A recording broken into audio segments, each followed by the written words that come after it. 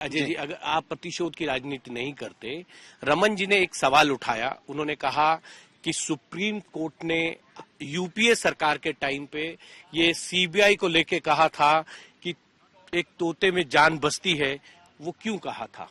पिंजरे में एक तोता। सुप्रीम कोर्ट के कहने का अपना अभिप्राय जरूर रहा होगा, लेकिन मैं कहता हूं तोता जो पिंजरे में था, अब तो उसका गला ऐसे पकड़ उसमें अश्विनी कुमार जी के बारे में जो आया था, उन्होंने ड्राफ्ट तक चेंज कर गला, इन्होंने तो गला पकड़ लिया उस तोते का, तोता उड़ा दिया, रो रहा है। कब वो मारा जाए, कब वो चला जाए। उपाध्याय जी, बात क्या है, तोते को फल भी खाता है।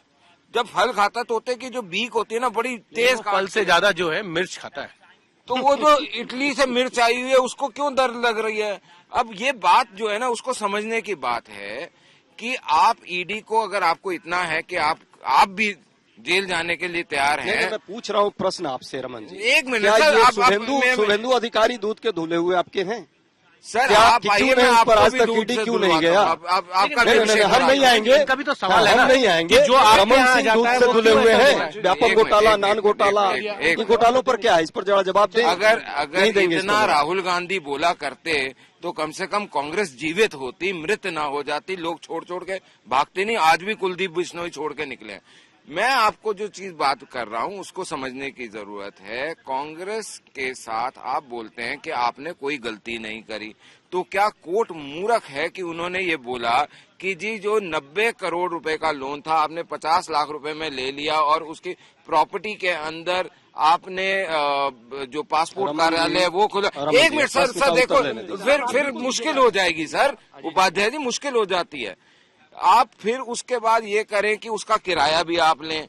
आप हर तरीके से अपने आप अपनी चला रहे हैं। मैं तो ये समझना चाह रहा हूँ कि अगर हम इस समय ये बात कर रहे हैं कि कोर्ट ने चेक करके बोला, ये रमन जी, ये बात बिल्कुल ठीक है। आपने नेशनल अलर्ट की बात की, इनका सवाल बहुत स्पेसिफिक है, मैं उसको और स्पेसिफाई कर देता हूं रमन जी आपको। इनका कहना है शुभेंदु अधिकारी पे क्यों नहीं कार्रवाई होती जब उनके ऊपर जांच चल रही है? एकनाथ शिंदे की के साथ जो विधायक सांसद आए हैं उन पे जांच चल रही है, भावना गवली हो या और अन्य विधायकों जो मंत्री थे वहां।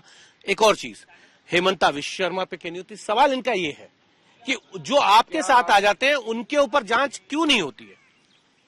कोई जांच कंप्लीट हो रही है या एक मिनट, क्या कोई जांच विड्रॉ कर ली गई है? नहीं।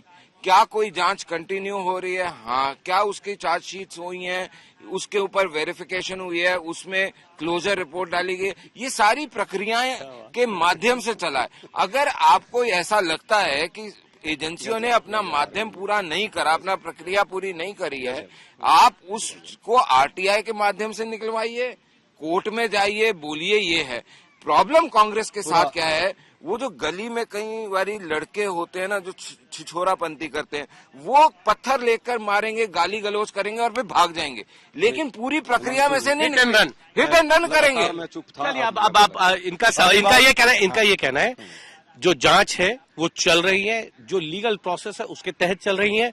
अगर आपको कहीं कोई आपत्ति है, कुछ है, आप आरटीआई लगाइए, जांच के बारे में आपको सारी जानकारी मिल जाएगी और कोर्ट में जाइए। पूरा देश देख रहा है कि आप क्या कर रहे हैं। मैं पूछना चाहता हूं, 90 करोड़ रुपए देकर के किसी राष्ट्रवादी अखबार को बचाने का प्रयास जो ऑलरेडी बंद होने के कगार पे था, क्या यह अपराध है? नहीं, सुन लीजिए, मैं बीच में नहीं बोला, फिर मैं एक दूसरे को बीच में बात होगी, फिर आप भी नहीं बात करेंगे। आप तथ्य झूठ बोल रहे हैं। चुनाव आयोग ने इसको ओके किया। चुनाव आयोग में जब आप गए थे, वहां क्या कहा कि कोई भी राजनीतिक पार्टी किसी को भी चंदा दे सकती है, लेकिन उस ऑर्गेनाइजेशन से चंदा ले नहीं सकती या जो ऋण दिया है उसको वापस नहीं कर सकती। ये पूरा देश देख रहा है, पब्लिक डोमेन में है। 1 रुपए की भी कहीं हेराफेरी हुई है। जो यंग इंडिया की बात आप कर रहे हैं, यंग इंडिया और एजीएल का जो उद्देश्य है सेम है। यंग इंडिया कमिटी एक अलग जो नॉन फॉर प्रॉफिट कंपनी इसीलिए बनाई गई कि उससे कोई भी 1 रुपया नहीं ले सके, चाहे डायरेक्टर ही क्यों ना हो। जो चीजें हैं वहां, मान लीजिए आपने कहा कि किराया आ रहा है, भैया तो अजय उपाध्याय और गांधी परिवार कांग्रेस के लोग थोड़े ले रहे हैं, वही है चेक करने के लिए। लेकिन कौन सी बड़ी चीज है? एक चीज और आप जो सेंसेशन पैदा कर रहे हैं हिमांशु जी, ये बात दूसरी है।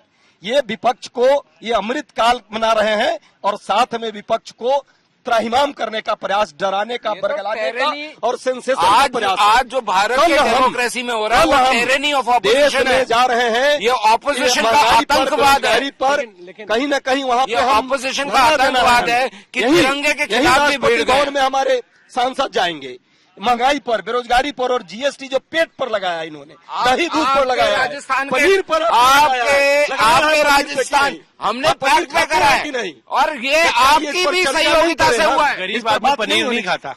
अरे पनीर नहीं, दही तो खाता है, छाछ तो खाता है ना। अरे वो भी सुनिए, वो आपके राजस्थान के फाइनेंस मिनिस्टर क्या कर रहे थे वहाँ? जी तो प्याज भी नहीं खाती है, इसका राजस्थान के फाइनेंस मिनिस्टर कांग्रेस के है ना कि बीजेपी के हैं? नहीं, ठीक है, क्या किया था उन्होंने? आपने छत्तीसगढ़ के क्या कर रहे हैं? सबने टाइम बाहर आके क्यों नहीं विरोध करा? सबने नहीं करा, नहीं करा। इसका मतलब आप लगा दीजिएगा। अरे बिल्कुल नहीं करा आपने विरोध। एक सेकंड, वहाँ जाके जब कैप्टन साहब आपके सीएम थे और पंजाब को रिप्रेजेंट कर रहे थे तब भी यही हुआ। और आपने तो ये मुद्दों को भटकाने की बात है। आप लोग चलाइए, हम लड़ेंगे, हम चंद मुद्दों पर लड़ेंगे आपसे, नहीं लड़े थे हम लड़ेंगे। आप जब लड़ेंगे तो लड़ेंगे, पहले उसको तो उठाओ जो सोता रहता है। तो मैं जानता हूँ कि आप इसीलिए डर रहे हैं उन्हीं से। यदि सोते हुए से इतना डरते हैं तो जग जाएंगे तो क्या होगा।